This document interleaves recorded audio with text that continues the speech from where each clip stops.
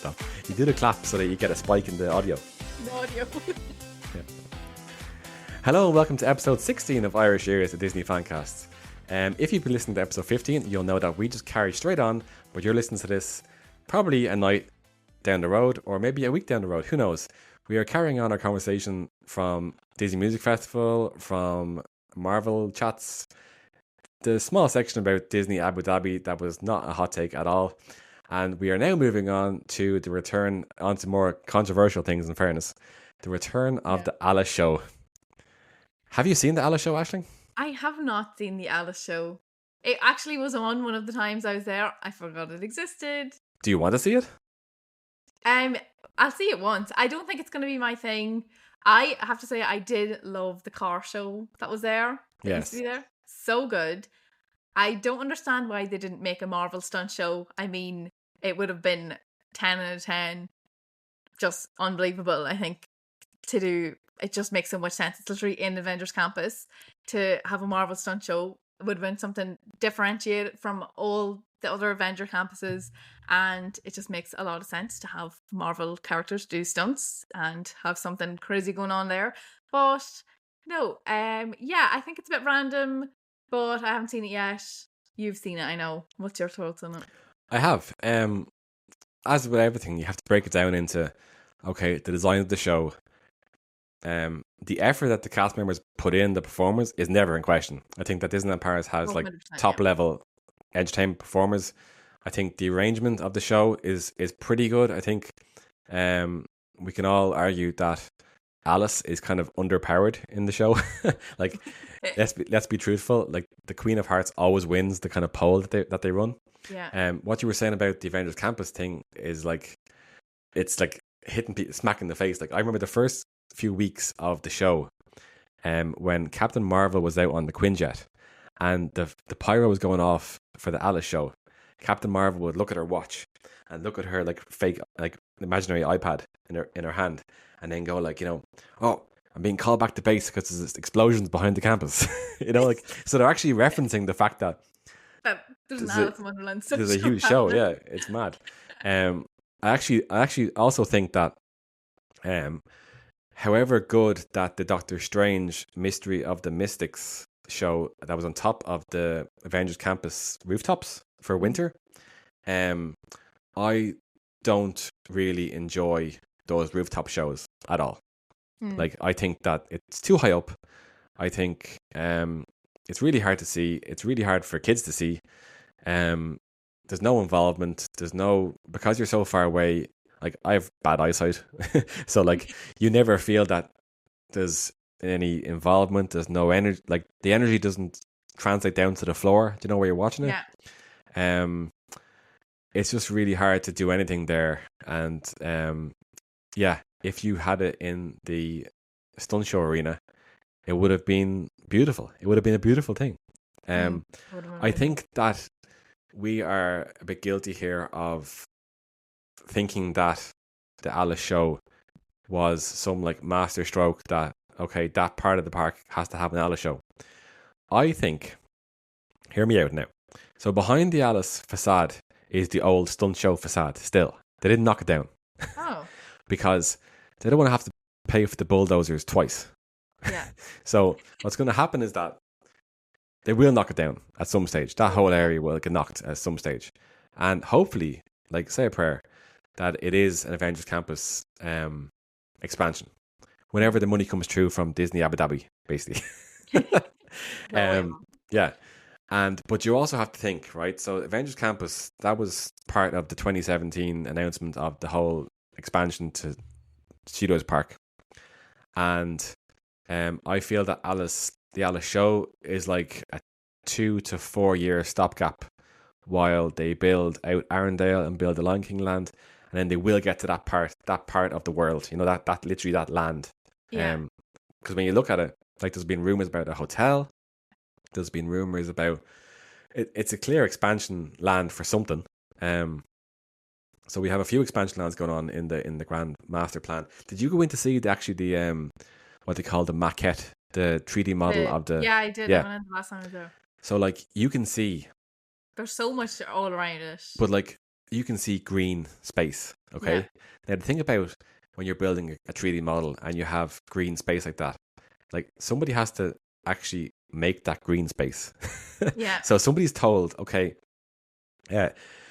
create the model, but leave green space over there because when I use that model in like 10 years time, Yeah. and they can just plump it on. So remember, at D23 last August, the green space was the Lion King land. Yeah. And that morning, when we saw the model at first, everyone was like, "That's a bit strange." All the green space, and then they literally that evening they plunked in the Lion King land.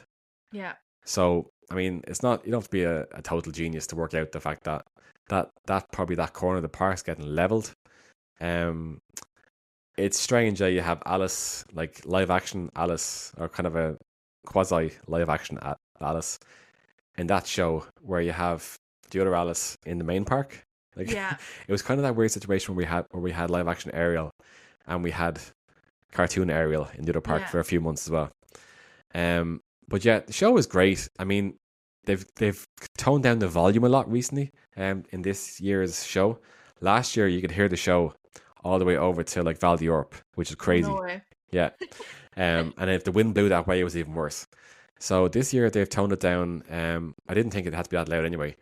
And they've also grown trees so that you can't take spy shots of Arendelle, from the rafters. Oh no way. People used to go to that show just to see Arendelle.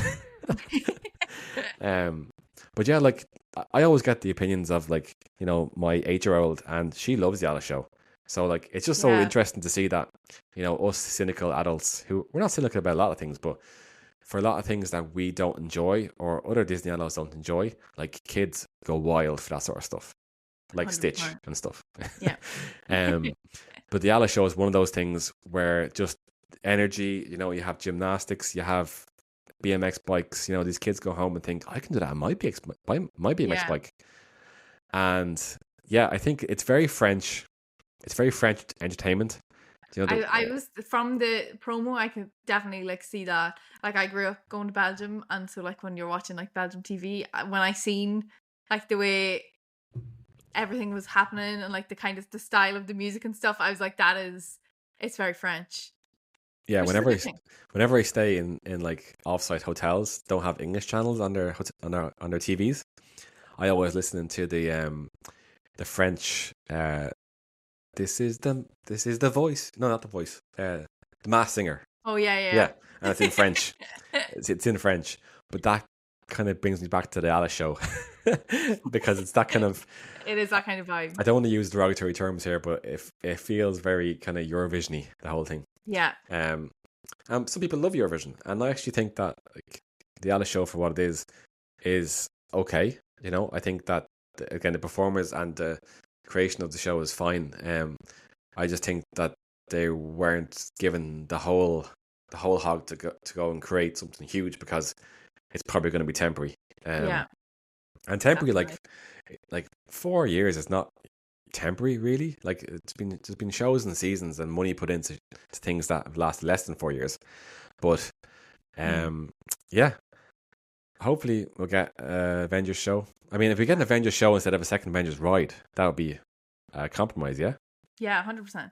And also for the Alice show, I think merch was a really crazy move. I don't know that it has such a big cult following that like it would have had a big audience wanting to get the merch, especially like even if it just had the pattern of like the cards and that like graffiti kind of style, but it has like the name of it on some of the stuff, and I feel like I don't know what the market was for that, but go for Yeah. it. One of the things when I saw that merch was that they had a scarf, and this show runs from May until the end of August. Did it sell it on the way in? DLP gets so hot, like it's like at the moment it's about 30, 33, 34 degrees during the day, and it's just like and in July it's going to get to like 40, and then like scarf, what they sold fans as well, only fans, yeah. And sorry for the video people, you can't see what I was showing Ashton there. Probably better off. The podcast might get banned. But yeah, if they sell OnlyFans and only scarves, And it was a bit strange because like when I saw the merch for the Alice show, what popped into my head was, how in God's name did they never release merch for the Electrical Sky Parade? Oh, 100%. Like, I didn't even think of that. Yeah. They did a one of those atelier t-shirts.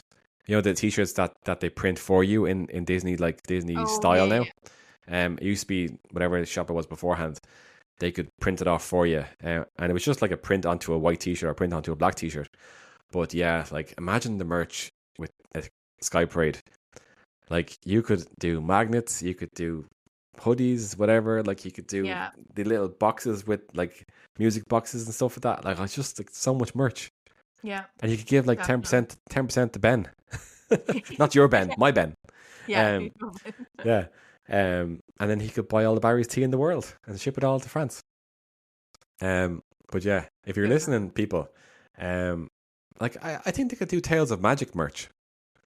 I think so too. Like imagine if they had, like, again, like if we didn't have licensing laws, I would make this t-shirt.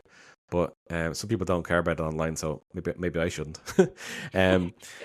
If they had, like, you know, at the end of Tales of Magic where it goes, find your magic, embrace it and pass it on. Yeah. Like that would make a great t-shirt. 100%, yeah. And then they could have fireworks in the back of it, or like, you know, like some whatever. Yeah. Easy peasy, done. Like, come on, lads. For all the mistakes DLP makes, like they have these like low hanging fruit in front of them, and they're like, no, not gonna touch it. No, that's too easy. That's too easy. So yeah, Alice show. So staying in Studios Park, world premiere opened to a very quiet fanfare. Like, I don't know what happened there. Like, these DLP were given world premiere a lot of hype up until the day it opened, which is very strange. Like, we first heard about within like insiders. We were spoken to by the two Imagineers, Andy and Bowie, who were like lead designers for the world premiere, and we were spoken to last December, and then we were spoken to again in April at the anniversary event, and like we were get construction tour, you know, we got to see and then it just opened, like that was it.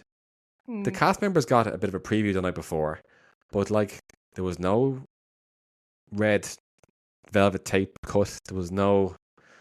Oh man, like I thought there would have been a bit of a concert vibe, not a concert vibe, but like maybe put like live music up in the terrace, you know, the day it opened. Maybe like, because like Mickey used to welcome you into Studios Park. Yeah, he used to be up on the terrace waving everything. I think it could have easily had the characters there in suits and have like it roped off. Mickey cuts the rope and the characters go away. Like they don't have to meet and greet anyone. They don't have to do anything. Like Goofy's there in his little studios outfit anyways. Mickey definitely has some kind of tuxedo outfit in Disneyland Paris somewhere, and Minnie has a nice dress. And she does have a nice dress, yeah. And then cut the rope. They walk through it. The press gets some pictures of them walking through it on the opening day. Like I feel like even Disneyland Paris itself didn't really post about it opening. Crazy. Like there was more hype of it showing like sneak peeks of it being built, like the photos of views on the construction tour, but like the like neon bit on one side. Then like they didn't share any of the details of like the other side. They could have did a video of like, make sure to look out for these details with all like the characters that are like hidden in the windows or different things to like put out on social media and make it a bit hype. But no. And then I feel like maybe it was rushed and they had to just like quickly open it, because they said they were going to open it that day, because then this little stand, what's it? It's not Hepcat anymore. Like Searchlight.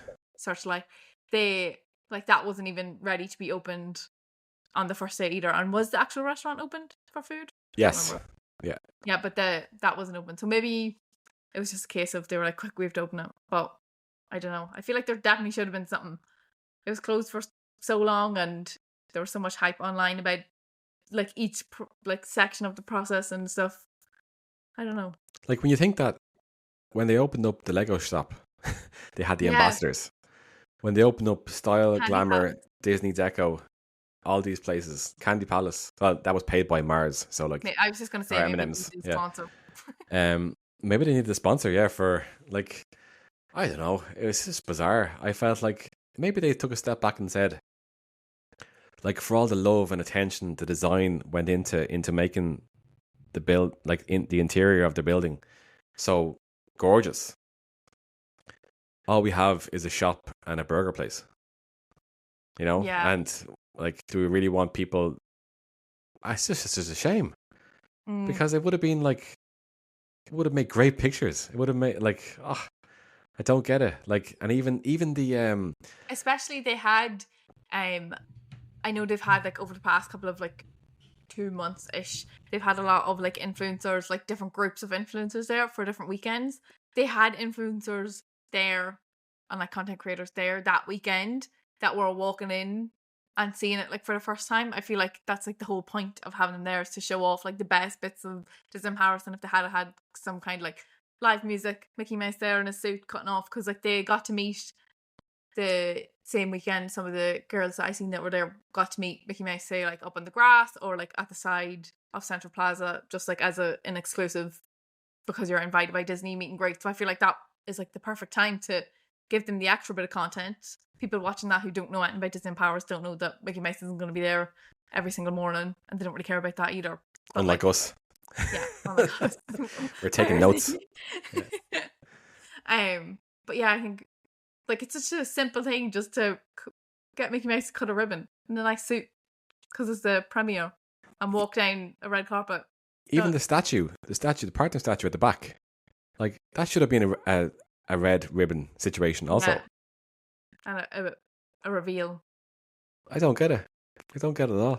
Like, I can only think that, and like the problem is that, like I said, like you have influencers walking in there on the first day, and they all went in to just get a burger and nuggets, and then said, okay, well, the burger's okay, like, and that's it. Whereas if you have, unfortunately, that's how kind of influencer marketing works, is that you kind of plus up their experience, and then you give them something to hook people on their content, so that you can term this better than me, actually, 'cause this is way more your world, but like unfortunately that's how it works, that you give people something to publicize that'll make people watch, not like, oh look, now we have star-shaped nuggets.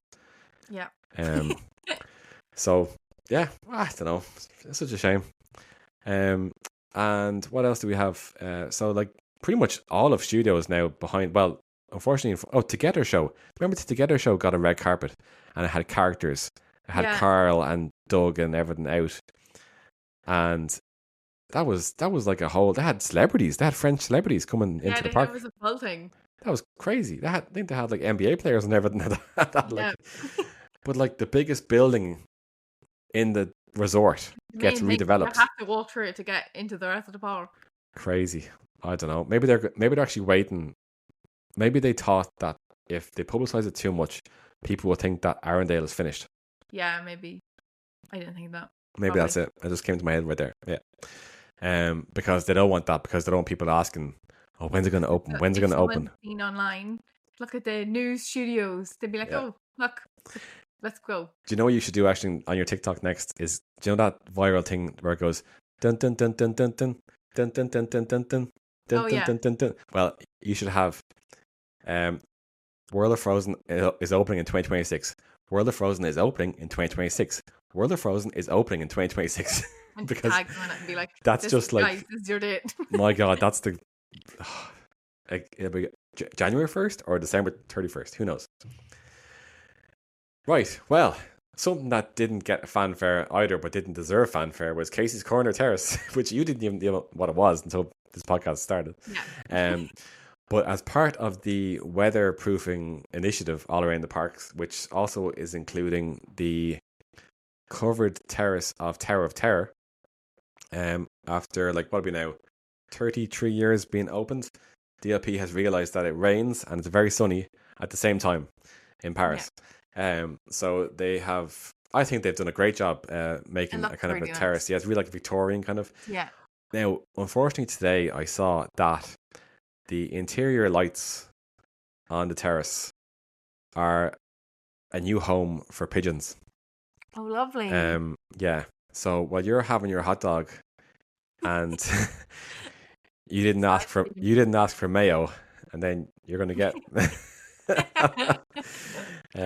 Yeah, I don't know what they can do with that. Like, as in, again, please don't try and cancel me. I'm not an animal conservationist here. It's all animals. But is there some noise that you can emit? Yeah, I think like you can get that for rats and stuff. So I presume that they have some kind of frequency for birds to keep them out. that'll just like cause birds not to gather in that area. But then somebody be giving out that, oh, my little Johnny, whatever. You know, he got a migraine because, yeah, exactly.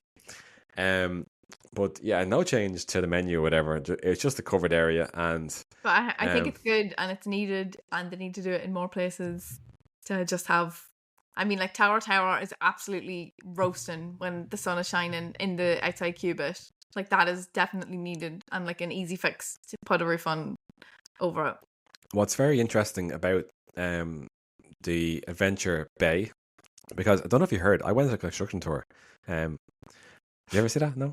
Anyway, I was actually thought it was very funny the way Disneyland Paris released like this promo video 2 months after the fact. It was real, like as if Disneyland Paris had released a promo version of your Castle Club stay, like 6 months after. It's like, oh, I have an excuse to talk about it again. But it was actually cool because then I got to prove that I was there. And you couldn't, like, my big head was all over the footage. It was great. What really struck me walking down Adventure Way was the fact that there's very little weatherproofing in that whole extension to the parks. They are fully reliant on the trees growing in to create. I think Universal's like that. Yeah. Currently, everyone says that there's zero shade. Yeah, but they are putting in more mature trees. That's definitely from just what I've seen of Epic versus what we're going to call it, like DAW, Disney Adventure World. DAW. Like, I think they're going to end up with 2 natural arcades down the way, if you get me. Yeah. And just cut in but who knows?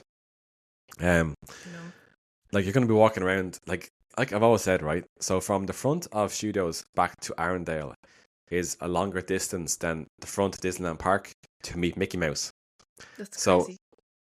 If you're stuck at Arendelle, and like, bear in mind, folks, the Arendelle village is mostly fake facades. It's not all shop, it's not all restaurant, whatever. So if you're stuck at that end of the world with hail, sleet, or snow, whatever, like, you're gonna have to like jog for about 5 minutes, like Gaby Selassie, like shelter. To get some shelter. So yeah, we'll see what happens. I have not to like.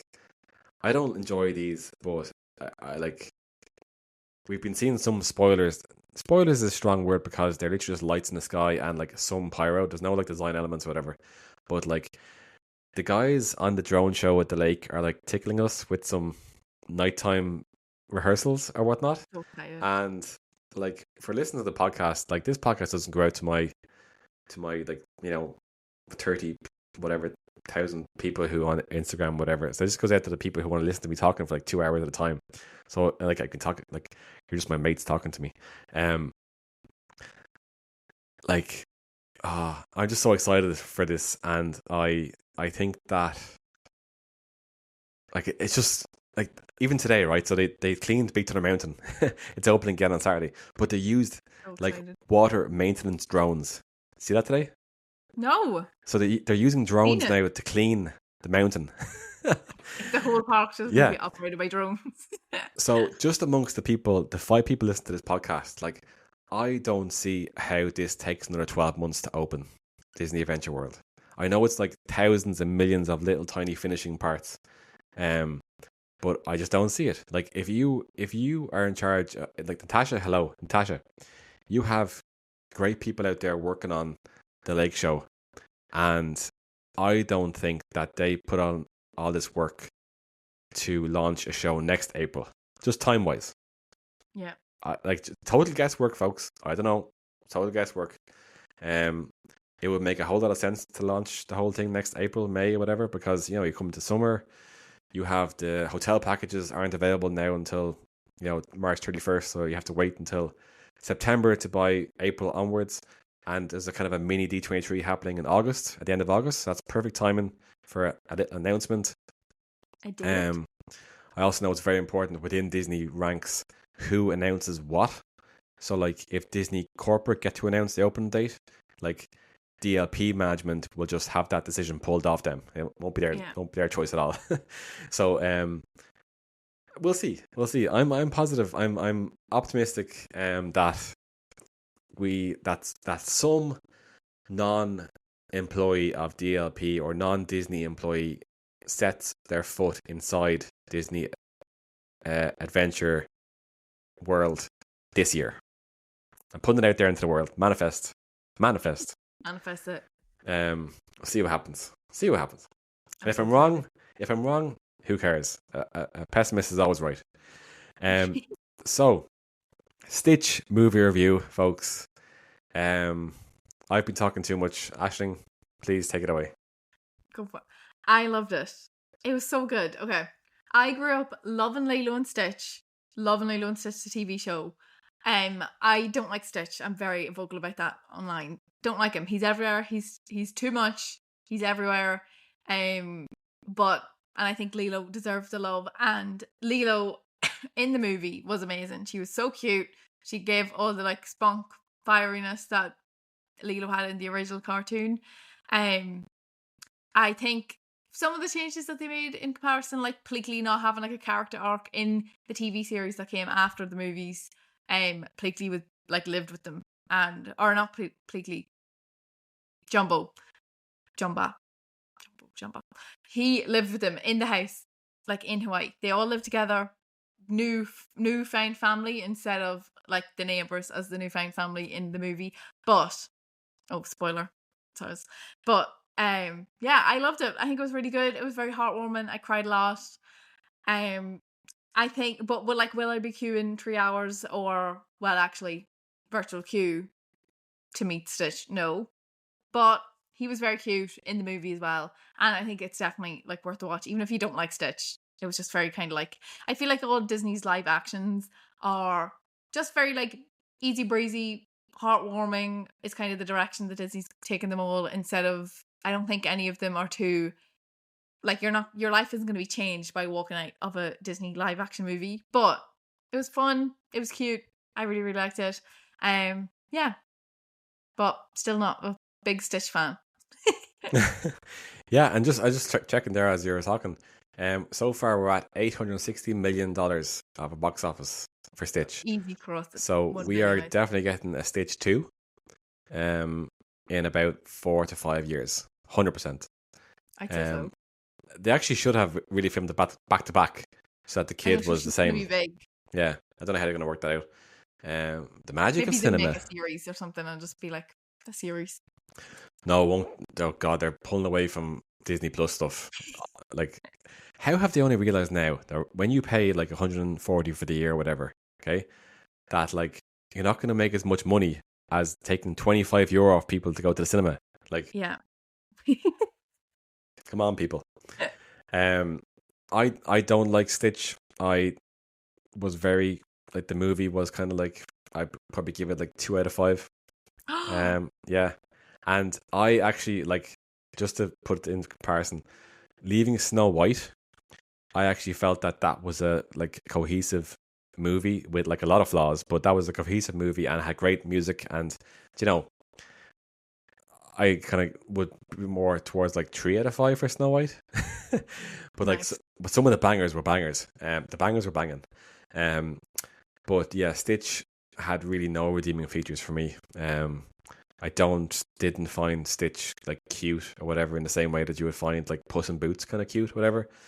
I didn't find him enjoyable on the screen. I don't know whether it's just PTSD from like trying to watch the cartoon so many times and the first 10 minutes of that movie freaking out my kids. So just the whole tone of it being kind of like dark and it's an alien spaceship and you're not given any background. Oh, and, yeah. You know, within 10 minutes, like the kids are like, no, don't watch it. Something else on, you know? Yeah, if it starts with the fish bit, I feel like it would have been, and then went to the thing. And actually, you would love it because my kids at the moment are like, my 4-year-old says, can we watch Evil Queen with the long nails? Love that. Yeah.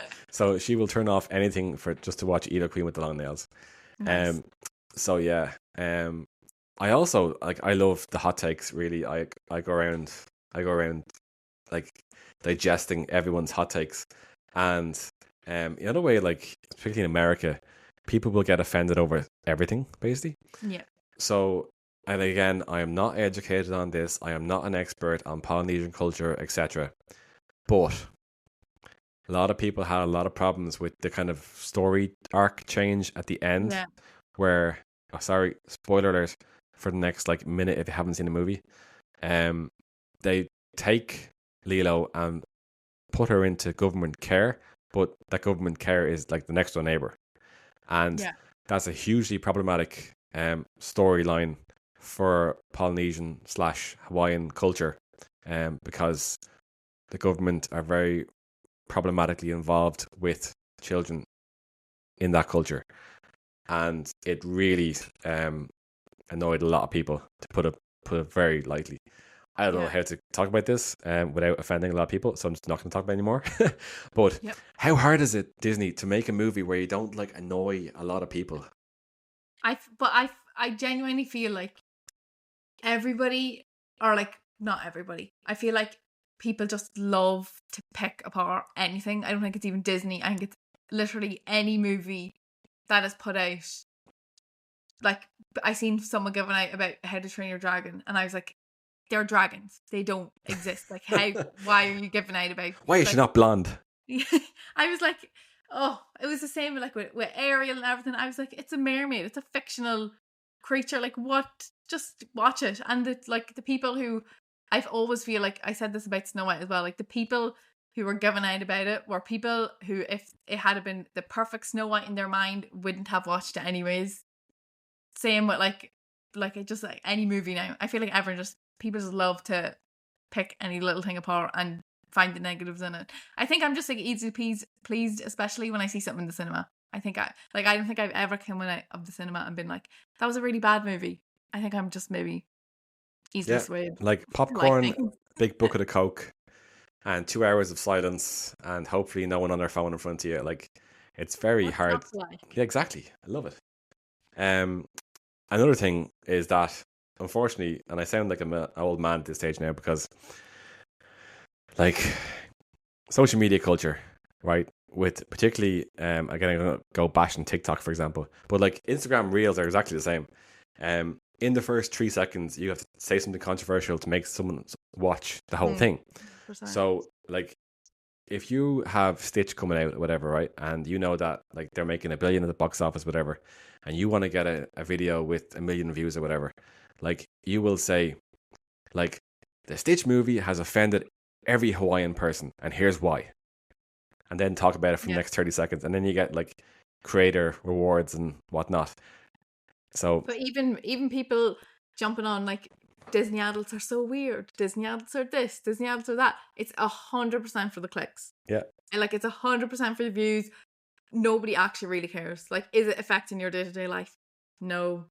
Are you putting this video out on the internet because you know that people, it's just something that's easy that people like to hate on? Yes. Like, and that's why, this is why you're better off trusting Irish content creators on TikTok, because we don't get paid by TikTok. There's no creator fund in Ireland. Unfortunately not. Yeah. So like, there's so many videos that I see people make that are full like, don't do this or you'll get kicked out of Disneyland Paris, or don't do this, and I'm like, if I made that, I'd get like 50 views and no one would care anyways, but you're getting like loads and getting paid, and good for you. But yeah, no, it's a different world over here. Speaking of movies, I recently signed up for the Cineworld IMAX kind of unlimited thing, where you pay like for every month. Yeah, big time. I have to get to Lewiston's town, but like, it's fine. You know, it's hardly a stress.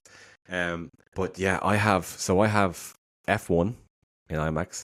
I have Jurassic Park coming up. I have all these booked already. I have my seats. So do you have them? Yeah, because I want to have the best seat. So I have F1 with Brad Pitt. I have Jurassic Park with Scarlett Johansson. I then have Superman with David Cornsweet, and it's the whole James Gunn reboot of Superman. And then I have Fantastic Four, Pedro Pascal. And I think, did I have a fourth one too? Maybe I did. But yeah, those four movies are on the rack for me.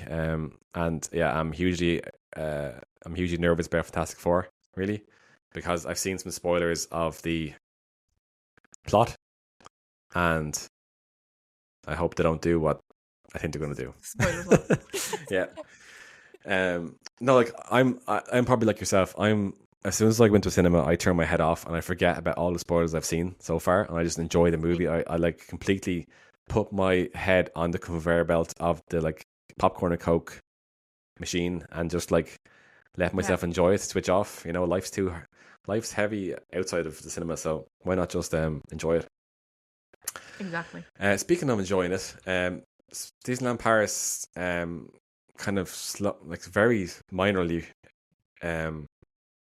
celebrated the 30th anniversary of Space Mountain, which was kind of like, guys, read the room here, because they celebrated the anniversary of the original From the Earth to the Moon, like variant of Space Mountain, which people loved and people hated then when it kind of went to Mission 2, and then it went to Star Wars, which, you know, I don't think Star Wars Hyperspace Mountain is bad. Like, I think people come from the States and they love it, so like, but people just want to have the original back because it doesn't fit with the whole Jules Verne Discoveryland situation that we have going on.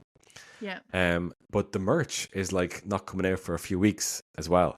So like, they went peak DLP. Right. They went peak DLP, didn't they? And like announce a celebration for a ride that doesn't exist. Remind us of how like no rides in that park have been updated since or changed or added. Buzz was kind of like shoehorned into the Visionarium, and don't release the merch for a few weeks after the anniversary. Yeah, good work, guys. Mad stuff. Let's release this this kind of mauve, lilac, purpley Loungefly collection instead. Yeah. Let's just pick another color on the palette of like, you know, when you went to MS Paint. Yeah, yeah, exactly. We did talk about Disney Pride already. That's coming up on June 29th. There's going to be DLP Report, who have the inside scoop. Well, not inside. They just have little birds. They announced that's going to be a cavalcade at 11 a.m., which is great for them. And yeah, that's Disney Pride happening June 29th this year. Next year, it'll probably return back to studios or Disney Adventure World for a ticketed event. I went to the ticketed event in 2023. I had a great time, but that was mostly because of the people I was hanging out with that night, you know, go crack, whatever. That night, like, I think the main English speaking artist like was cancelled, Callum Scott. I think he was not cancelled, but he there was some technical issue and he couldn't perform, and then he said, I'll go on acoustic, and they're like, no, we're not going for the acoustic vibe, we're going for the like techno vibe. So we're not going to let you go on acoustic. But yeah, strange situation that. And today we had not the bombshell, because it was kind of tagged from like 2 months ago, of the remaining, so it brings to 6 attractions / indoor meet and greets that are now on virtual queues. Today we got Prince Pavilion and Olaf, and that joins the Avengers Hero Training Center, Meet Mickey Mouse, Meet Stitch, and Welcome to Starport, a Star Wars encounter. I think we were all kind of, a few years ago when Avengers Campus opened, we were like, oh, why don't they do Prince Pavilion like this? And then it happened, and then like, we're going to park the whole disability conversation just for like 2 minutes, please, because it's a whole different conversation. But I think the implementation, like technical implementation of this, has been poor. It's always going to happen. Like, I don't think anyone has been able to like saunter in and get a meet with Stitch, like, beyond 5 minutes after the window that opens at 9:45 and 2. You know, I think that's very difficult. But then Stitch was always a terrible meet and greet to kind of have to queue for ages and whatnot. Anyways, yeah. I think, and I know I had a conversation with someone today who I hugely respect, and we can have different opinions, folks. It's fine. I think that meeting Mickey Mouse in a Disney park should not be a lottery. Do you know? I think so too. I agree. I think it should be a given. I think that should be if you're going to Disney, you're going to meet Mickey Mouse, nearly, kind of a thing. I don't think you should, like, and there's so many people who go to Disneyland Paris who don't look up a thing. They go type Disneyland Paris into Google. They say tickets, hotel. We're going to meet Mickey Mouse. We're going to go on some rides. And that's like their picture of Disney. And I think having Mickey Mouse on the app when he is in such a big building with multiple doors, I think there's no need for it.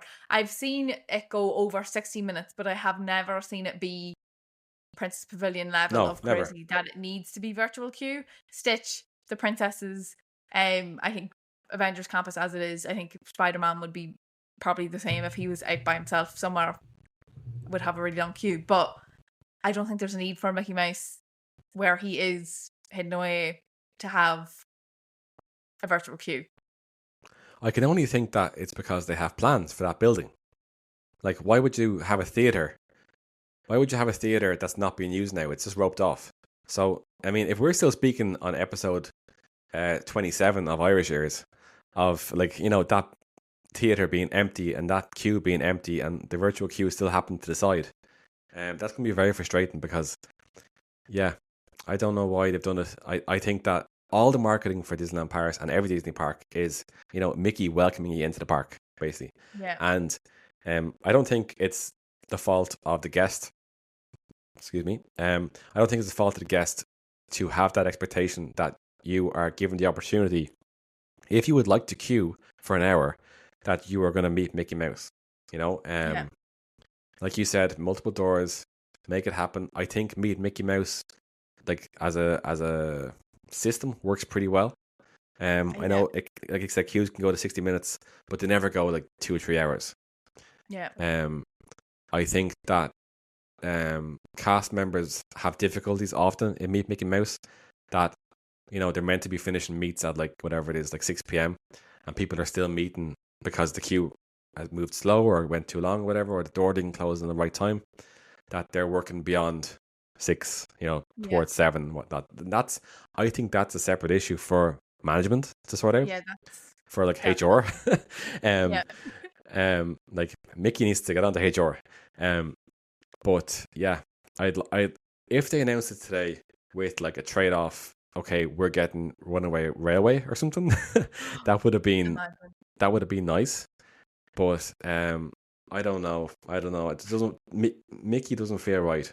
And the one saving grace from today is that now that we have the full menu of virtual meets, okay, let's say you and me are going and we have one booking on the app because we're staying in the hotel, whatever, right? So only one person has that app, whatever, okay? And we book a meet. We can't then book another meet because you only have one at a time, okay? So because everyone wants to meet Stitch, for example, that means you can probably going to be able to walk in and meet Darth Vader whenever you want on the app. Let's be honest. Yeah. And next up is going to be Princess Pavilion. And so there's going to be a lot of people who are caught up in the queues for the virtual queues for Princess Pavilion and Stitch. That's going to free up, hopefully, the app for Mickey, etc. Yeah. But another person made this very good point in my DMs today, is that all these people who would be in the queue for Princess Pavilion, Meet Mickey, you know, these long queues, they're all now out in the parks, making the attraction queues longer. And Disneyland Paris have done nothing in the last few weeks, months, years, decades to provide additional capacity, you know, to bring in more attractions, to put people into the queues. Because what are we going to do? We're going to have an hour queue for Pirates because it's a huge queue. Yeah. So yeah, I think we're going to press hold and we're going to see how it goes. I mean, summer's all going to be crazy. I think September will be a great test for the virtual queues. And yeah, we'll see how it goes. Very quick little rant. We're up to 1 hour 55 minutes, so I want to just wrap it at 2 hours, hopefully, because I don't know if we can record beyond 2 hours. But for disability, I had a big kind of rant today on Instagram, basically saying that these changes, like the widespread virtual queues, were done with no recognition of the nuances involved in either disabilities, neurodivergences, you know, all these type of stuff. The virtual queues don't work for a lot of people with disabilities. And I think like just flat out don't work. Like the fact that you have to even like Avengers Campus hasn't worked for some certain people with disabilities. Like you can put yourself in the shoes of a certain of person with disability A, B, and C and D, and like you can think of all the reasons why they can't be at a certain place at a certain time, even if there's a countdown of 2 hours, 3 hours, whatever. Like that's the nuance of disability. You don't get the same. Like I don't have a disability. I can be where I need to be at a certain time or whatever, right? But if it's taking you a lot of energy to get to the parks or to get to a certain place in the parks, to, you know, be in a certain way at a certain time at a certain place, it's just mind bending. And like a lot of parents of kids with disabilities today have been very upset that it's another stress point put on them. It's another thing that they're going to be letting their kids down by not being able to be on the ball and do it, and the pressure's going to be on them, and they're going to turn around to their kids and say, you know, mommy or daddy didn't get it on time, sorry. And it's like, it just feels so unnecessary. And the kids with disabilities or neurodivergence, whatever, like they don't understand as well as non-disabled kids, non-neurodivergent kids, neurotypical kids. They don't get explained to as easy. So I think there's a lot to do there. I think we'll see how it goes. I hope that nobody's hugely discommoded. I had people in my chats today saying that they were literally going to book and they decided not to book because they've gone to Florida recently, and the attitude from Florida is basically, you know, you don't get a DAS pass. I don't know how you get a DAS pass, but like it seems to be impossible. And you don't get told until like a month before you get to go that you're getting one or not. So you have to pay for your flights and accommodation, tickets and everything before you know you're going to get one.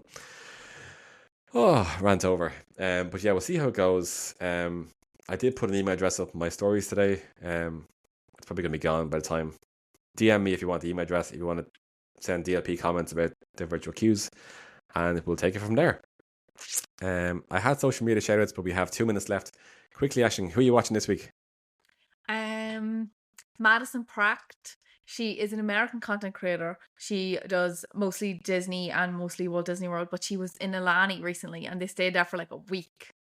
Wow. So she had 2 like 50-minute Alani vlogs doing like everything, and then like also going around. And Alani's like my dream Disney trip. Like I'd take that over Walt Disney World tomorrow. Controversial, but I would. So why don't you? It's way too expensive. Okay, it's crazy. Because Walt Disney World is cheap. Yeah, big time. No, I haven't been catching up really on anybody recently. I tagged on to Mama Club from their trip last month, and I've been loving that stuff. Good watch. Yeah, it is a good watch. And yeah, I recently was influenced by my first ever Roosevelt's merchandise. So you'll be seeing me all dressed up in the future. Check. And then like passing out my buy me a coffee link to pay for this. Ridiculous prices. But yeah, like it's all good. It's all good. Listen, folks, I hope you've enjoyed episode 15 and 16 of Irish Ears at Disney Fancast. Aisling, do you want to see us out? That's it. That's a wrap on episode 16 of Irish Ears, the Disney Fancast. You can keep up to speed with both of us, Stuart at DLP Tips for Irish and me at Happily Ever Aisling on our socials. And we shall see you in the next one. A bientôt. Bye. See you soon.